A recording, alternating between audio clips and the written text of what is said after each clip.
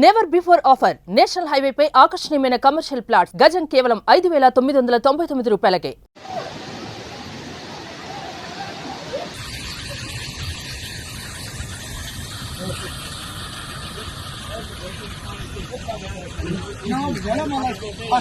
కశ్మీర్లో cloud burst అయింది. పదుల సంఖ్యలో జనాలు చనిపోయారు. అసలు క్లౌడ్ బరస్ట్ అంటే ఏంటి, ఎప్పుడు అవుతుంది, అది చేస్తారా లేకపోతే న్యాచురల్గా అవుతుందా, ఆర్టిఫిషియల్గా జరుగుతుందా, ఇవన్నీ కూడా మనకు సమాచారం ఇచ్చేందుకు మనతో పాటు లైవ్ కాల్ అందుబాటులో ఉన్నారు వాతావరణ శాఖ అధికారి శ్రీనివాస్ గారు. ఆయనతో మాట్లాడి అన్ని వివరాలు తెలుసుకుందాం. సార్ నమస్తే అండి. నమస్కారం అండి. అసలు క్లౌడ్ బరస్ట్ అంటే ఏంటి సార్? ఎందుకు చేస్తారా దాన్ని ఆర్టిఫిషియల్గా, లేదంటే దానికి అదే అవుతుందా?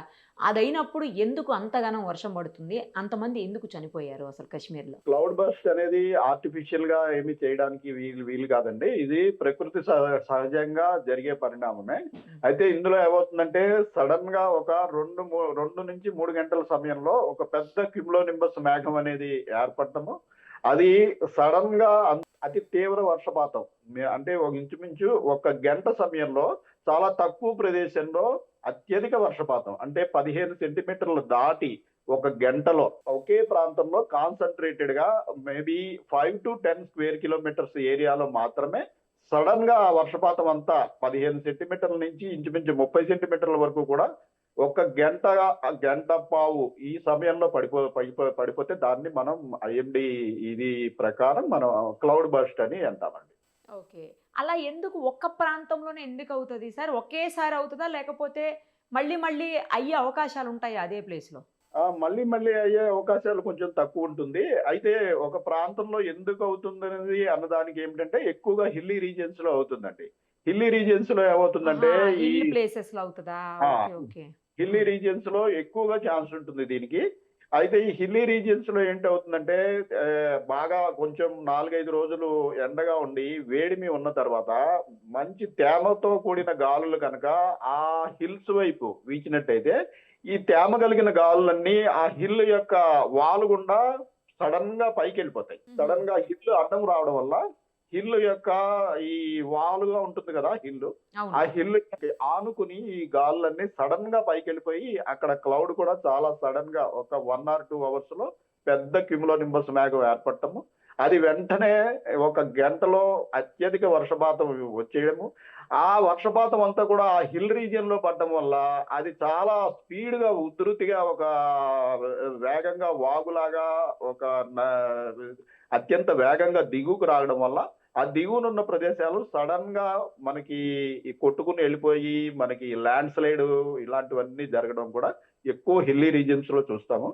అయితే మన ప్రాంతంలో కూడా అప్పుడప్పుడు మనకి తీవ్రంగా వేడిమి ఉండి వేసవి కాలంలో చాలా రేర్ గా క్యుములోనింబస్ మేఘాలు మనకి రెగ్యులర్ గా ఏర్పడతాయి. అయితే క్లౌడ్ బర్స్ట్ అనేది మనకి మన ప్రాంతంలో రేర్ గా జరిగే ఫినామినా అండి. Only cyclone.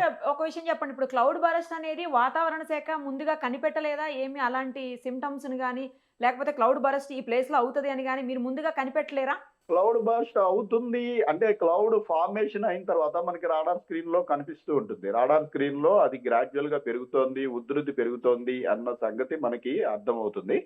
అయితే ప్రాంతాన్ని బట్టి మనం కొద్దిగా అంచనా వేయడానికి ఉంటుంది, కానీ అది గ్రాడ్యువల్ గా రెయిన్ పడుతుందా లేదంటే ఒకేసారి బర్స్ట్ లాగా 1 అవర్ లో మొత్తం అందులో ఉన్న రెయిన్ ఫాల్ అంతా తుడిచిపెట్టుకుని పోయేలాగా సడన్ గా పడిపోతుందా అన్నది మనం ఖచ్చితంగా అంచనా వేయడం కష్టం అండి. Okay okay. అంటే అట్లీస్ట్ కొంచెం ఏమైనా తెలిస్తే అక్కడ వాళ్ళని అలర్ట్ చేసే అవకాశం ఉంటుంది కదా అని ఉద్దేశంతో అడిగాను నేను. అంటే ఈ మేఘం, ఈ క్యుములోనింబస్ మేఘం అనేది ఏర్పడటమే 1 గంట 2 గంటల్లో ఏర్పడిపోతుంది. అది మూవ్ ఆ అవుతుందా అంటే తర్వాత ఏర్పడిన ప్లేస్ లోనే ఉండిపోతుందా క్యూములోనింబస్ ఆ మేఘం? క్యుములోనింబస్ మేఘం అది జనరల్ గా ఏర్పడిన ప్రదేశానికి ఇంచుమించు అదే ప్రాంతంలో అది వర్షపాతం సంభవిస్తుంది అనమాట. సో మనకి ఆ ప్రాంతంలో తీవ్ర వర్షపాతానికి అవకాశం ఉంది అన్నది మార్నింగ్ మన ఫోర్కాస్ట్ లో తెలుస్తుంది. అయితే అది క్లౌడ్ బర్స్ట్ అని నిర్ణయించడానికి మటుకు చాలా తక్కువ వ్యవధి ఉంటుంది, చాలా తక్కువ వ్యవధి ఉంటుంది. పైగా ఈ సమాచారాన్ని అక్కడికి చేరవేసి ఆ ప్రాంతంలో ఉన్న వారిని హెచ్చరించడానికి అతి తక్కువ సమయం ఉంటుందండి. అంటే అంతగా మన దగ్గర సాంకేతికత లేదేమోనండి. సాంకేతికత ఉందండి. మన రాడార్ స్క్రీన్ మీద అది కనపడుతుంది.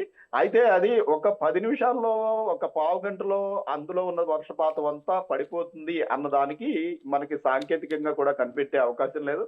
ఈవెన్ మనం కనిపెట్టినా కూడా మన రాడార్‌లు ఒక 250, 500 కిలోమీటర్ల దూరం నుంచి దాన్ని గమనిస్తూ ఉంటాయి.